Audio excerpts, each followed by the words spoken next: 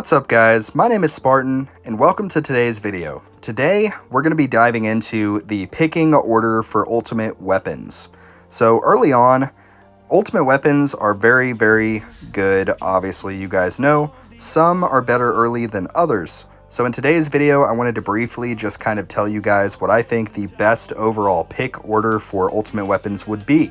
So first and foremost, the best overall first ultimate weapon that you can get will be Golden Tower. Golden Tower is just absolutely fantastic at all stages of the game. You get immediate benefit from it. You really cannot go wrong with this ultimate weapon. So I'll just read what it says here. It says, turns the tower golden for 65 seconds. While active, you earn a cash and coin multiplier from enemy kills during the duration of the Golden Tower. So this is by far the best first ultimate weapon that you can get. Like I said, you really just can't go wrong with Golden Tower. That is the first ultimate weapon that you should try to get. You just get a lot of value early on from this ultimate weapon. The second ultimate weapon that you should ideally try to get as your second will be either Death Wave or Black Hole. Really, this can kind of go either or, but you're really going to want either Death Wave or Black Hole. So briefly, I'll just read what Death Wave does. Death Wave spawns effect waves before unleashing a Death Wave, which basically is a ring that will persist until it deals a specific amount of damage to enemies. So this ultimate weapon's really good in particular. I think it's one of the best in the game, but don't take my word for it, I'm just guessing. So you get a lot out of this ultimate weapon. Obviously, as it reads, you get the damage multiplier. You also get a coin and cell multiplier. And to top it all off, early game, you're more than likely running an EHP build revolving around effective hit points, so don't even worry about it because you get a max health increase. Also, a multiplier that stacks up in the labs, and you just upgrade the lab and boom, you get more health. So Death Wave is a really good option. In particular, it's the only ultimate weapon in the entire game that provides a cell multiplier, and cells are super important. And now let's talk about what Black Hole does, which is also really good. It says creates a black hole for a duration of time that sucks enemies in with a range of whatever it starts at. Mine is currently 60. So this one is really good too. It provides crowd control. It provides damage over time, basically by killing the enemies inside of the black hole. Every single second, they will take 2% of their health. So with a 33-second duration times 2%, you know, that's a fair amount of damage just by them sitting in the black hole. Also, they get sucked into the black hole, which means they're not getting near your tower. So that is really valuable in terms of crowd control. You get a coin bonus lab, you get a disable ranged enemies lab, you get an extra black hole, and now there's actually two ways you can do that, through the lab or by doing the primordial collapse module. And then, of course, you have the damage lab that just kills enemies over time. So Black Hole or Death Wave really would be great second ultimate weapon options. If I had to choose between these two, I would likely pick Death Wave first, just because it brings the effective hit points. And early on, getting as much health as you can, basically just stacking up your tower's effective hit points, it's pretty valuable. If you get lucky, you get Golden Tower as your first, and you get Black Hole or Death Wave as your second. Either of those would be great options, but I would likely pick Death Wave second. So in that case, that would leave me picking Black Hole third. So now let's talk about the fourth ultimate weapon that you should be considering when you are picking your ultimate weapons. Hey, really quickly guys, I am now sponsored by Tech Tree Games, and I thank you guys for that ultimately. You guys are who have gotten me this far, and I really appreciate all of you. Part of that sponsorship includes I now have a creator code. You can now type my creator code in on both the web store and the app itself.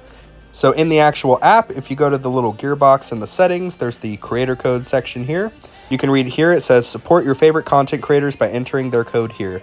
Any purchases you make will support that creator. Creator codes will stay active on your account for 30 days or until another code is entered. After 30 days, you can re-enter the same code to continue your support. So guys, I would greatly appreciate it if you would consider using my code. My code is 300. That is all you got to do. It says you are now supporting me, Spartan. The second place that you can enter my code is actually on the web store. If you scroll all the way to the bottom, there is a little section called Support a Creator. So if you enter my code yet again, 300, hit save, boom, you are now supporting me. Guys, I greatly appreciate all of you for all the support and love that I've gotten so far. And I would also really appreciate it if you guys would consider using my code. And if you're not using my code, at least find some content creators so that you can show some support to the fellow people in the tower community.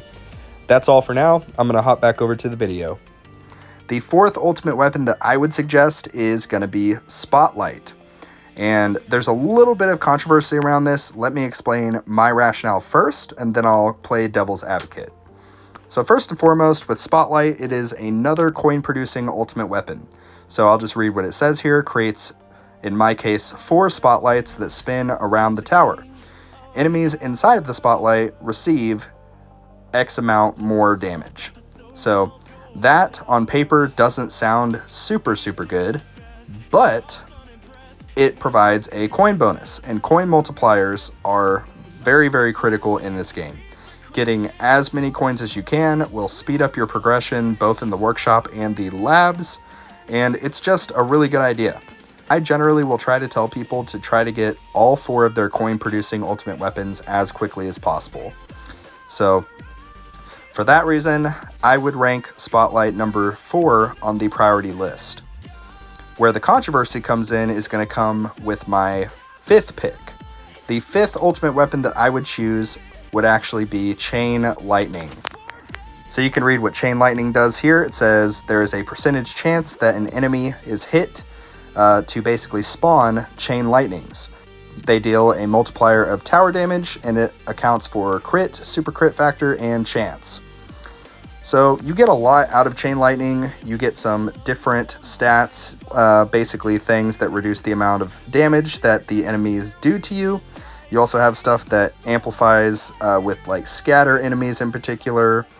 And there is an additional little mini game. So there's the initial chance for your Chain Lightning to trigger. And then there's an additional thing called Shock, which basically just amplifies the damage. And there's another chance lab that you have to do for that part of the ultimate weapon. But Chain Lightning, I have it rank 5. Some people will argue that you should pick it as your 4th, mainly for the sake of like getting better tournament performance. I tend to side more on the side of sacrifice your tournament performance for Econ, because Econ is so critical. And it's not even going to be that much of a sacrifice, because you'll have that added coin multiplier from Spotlight, which will allow you to beef up your workshop, get your key stats a little bit higher. So honestly, at worst, you'll likely just even out, regardless of which one you pick. But basically, that's why I would say you should pick Chain Lightning as your 5th ultimate weapon, and then Spotlight as your 4th. Simply because of the coin multiplier. Chain Lightning is just a damage ultimate weapon. It's a really good and pretty good return on investment just upon unlock ultimate weapon as well. But definitely not comparable, in my opinion, to picking Spotlight as your 4th. In terms of the 6th ultimate weapon, this is where it'll kind of come down to what your current goals are. So there's a few options here. We have Poison Swamp, Inner Landmines, Chronofield, and Smart Missiles. At this point, what I would suggest doing is going ahead and getting Chronofield. You get a lot of value from Chronofield. You get a cooldown, you get a duration, and you get a speed reduction. So Chronofield is an exclusive crowd control / EHP ultimate weapon. So it creates a field for 60 seconds in my case that reduces the speed of enemies inside of it. Super valuable, because most of this game all just comes down to keeping enemies away from your tower. So crowd control, damage, EHP, all of these things play together to accomplish that goal. And Chronofield is the perfect crowd control ultimate weapon. A few labs that it has here you can read. There's a lab for the duration. There's a lab that basically has the enemy's damage reduced. There's obviously a lab that increases the effective range of your Chronofield, which is really cool. And yeah, but Chronofield I would say would be the best pick for your 6th ultimate weapon if you're able to get it, simply because of the amount of crowd control that it gives you. And the crowd control can be looked at as a form of EHP because it's buying you time. It's buying you time from the enemies getting to your tower and killing you. Another reason I would go ahead and pick this up at ultimate weapon number 6 is mostly because of the duration lab. The duration lab is one of the labs that take just an absurd amount of time. So the quicker you can get this ultimate weapon and get some good headway on that duration lab, the better. So that's going to cover it for number 6. Let's go ahead and talk about the 7th ultimate weapon that I would suggest getting. And that is actually going to be Poison Swamp. Poison Swamp is really, really good. It sort of is a combination between a damage ultimate weapon and a crowd control ultimate weapon. So let's pull it up and see what we get. So Poison Swamp, it spawns a Poison Swamp that deals X amount of tower damage per second and slows enemies by 25%. Again, crowd control, keeping the enemies away from your tower. It says it stays active for a duration of time, in my case 70 seconds. It accounts for the same stuff as like chain lightning, so crit, super crit, factor, and chance. So you have 3 primary things with this: damage, duration, and cooldown. It's relatively inexpensive to actually get a permanent Poison Swamp, so that's a really cool thing. The main factor with this is going to come down to the labs. The available labs that you have are increased swamp size, so the swamp radius lab basically obviously just makes the Poison Swamp bigger. Enemies that touch the Poison Swamp have a chance of being stunned, so you have to unlock the stun for it, and then there's another lab called Stun Chance that basically just increases the chance that an enemy inside of it will get stunned. Then last but not least, there is a Stun Time lab. So not only the chance, but also the time that the enemies are actually stunned. So again, this is a really, really good form of crowd control, which again, kind of like we were discussing earlier, buys you time, which is valuable. Time is the best commodity in this game. Whether it's finding better efficiency for your farming runs, reducing the time that enemies get to your tower, like time is super, super valuable. So that's why I would pick Poison Swamp as my 7th ultimate weapon. Now moving on to the 8th ultimate weapon that I would likely pick, I would pick Inner Landmines. So Inner Landmines are, for the most part, strictly a crowd control ultimate weapon. They do damage, don't get me wrong, but they are mostly regarded by most people as a crowd control ultimate weapon. So let's check it out and see what they do. So in my case, spawns 6 inner landmines that explode on contact, dealing X amount of tower damage as an area of effect. It accounts for crit, super crit factor, and chance. So the 3 things that you upgrade with stones are going to be damage, quantity, and cooldown. The main factor for getting this ultimate weapon effective will be upgrading the quantity all the way to 6, so that you have 6 inner landmines around your tower, and then reducing the cooldown to around 2 minutes and 30 seconds. Under the labs for this ultimate weapon, this is really the bread and butter of inner landmines, and that is you obviously have the explosion radius size. That's a decent one for just kind of spreading the crowd control. But these last 2 are really the main bread and butter of this ultimate weapon, and that is the inner landmine rotation. So inner landmine rotation rotates the inner landmines around your tower. Yeah, really, really cool. It looks cool on the screen, and it's also super effective. Then last but not least, there is a stun that you can unlock, and it stuns enemies for 2.5 seconds. So again, buying you time. Crowd control, keeping the enemies off of your tower. So again, crowd control, buying time from when enemies can actually get to your tower. Super, super valuable, and that is exactly why I would put inner landmines as my 8th ultimate weapon. And last but not least, the 9th ultimate weapon that I would get is going to be smart missiles. So smart missiles are really good, kind of similar to chain lightning. They are an exclusive damage ultimate weapon. Where smart missiles basically differs from chain lightning is it takes a lot of investment to make it useful. So you have 3 things that you can do here. Let me just briefly read what it says. It says you launch X amount, in my case 8 missiles that track enemies and explode on impact, dealing a times of damage from your tower. Accounts for all the same stuff: crit, super crit factor, and chance. So there's 3 things that you can upgrade with stones. There's damage, quantity, and cooldown.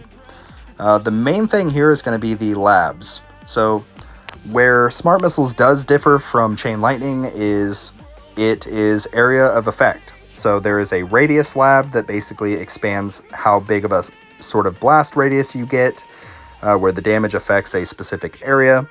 And then the key one here is going to be the Amplify Lab. It basically amplifies the damage of each consecutive Smart Missile attack. So each time a Smart Missile sort of explodes, hits an enemy, it makes the next hit a little bit stronger, makes the next one a little bit stronger, and so on. But Smart Missiles is really good, don't get me wrong. It just doesn't really do as good as quickly as Chain Lightning does without a lot of lab and stone investment. Like Chain Lightning, you can immediately turn it on and it's gonna do stuff. Smart Missiles will not. It'll have a really obnoxious cooldown, it will be minimal damage, minimal effectiveness, versus Chain Lightning, you turn on the ultimate weapon, you unlock it, and you're good. But yeah, that's the reason that I would pick Smart Missiles as my last ultimate weapon. But yeah, that's gonna cover the list. So briefly, let's just kind of summarize what we talked about in this video.